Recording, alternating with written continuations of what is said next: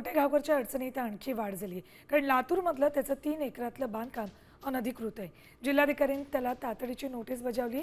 दरम्यान मोठेगावकरची राज्यात मोठी संपत्ती असल्याचं उघड झालंय।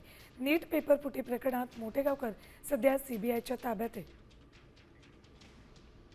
सीबीआयच्या ताब्यात असलेल्या प्राध्यापक शिवराज मोठेगावकर याच्या खोपेगाव या ठिकाणच्या मालमत्तेबाबत जिल्हा अधिकाऱ्यांनी आता नोटीस बजावलेली आहे। आपण जर भेटलं तर लातूर सोलापूर महामार्गाला लागून असलेल्या खोपेगाव शिवारात गट नंबर 114 मध्ये प्राध्यापक शिवराज मोठेगावकर याची ही भव्य इमारत जी आहे, या इमारतीचं बांधकाम सुरू आहे। मात्र ही इमारत आता अनधिकृत असल्याची नोटीस स्वतः जिल्हाधिकाऱ्यांनी बजावलेली आहे। आपण जर भेटलं तर या बांधकामाबाबतचं कुठलीही नोंद संबंधित ग्रामपंचायतीमध्ये नाही, त्यामुळे या बांधकामाला रेग्युलेशन करून घेण्यासाठी नोटीस बजावलेली आहे। आवश्यक ते कागदपत्र सादर करावेत अशा प्रकारची या नोटीसमध्ये नमूद करण्यात आलेलं आहे। त्यामुळे मोठी कारवाई जी आहे ती जिल्हा प्रशासनाची म्हणावं लागेल, कारण या बांधकामाबाबत कुठलीही कागदपत्र जी आहेत किंवा बांधकामाबाबतचा परवाना जो आहे तो मोठेगावकरनं संबंधित प्रशासनाकडून घेतलेला नसल्याची नोंद जी आहे आता समोर आली, आणि त्यामुळे या बिल्डिंगवरती कारवाई करण्याचे आदेश स्वतः जिल्हाधिकाऱ्यांनी दिलेत। संदीप भोसले, साम टीव्ही न्यूज, लातूर।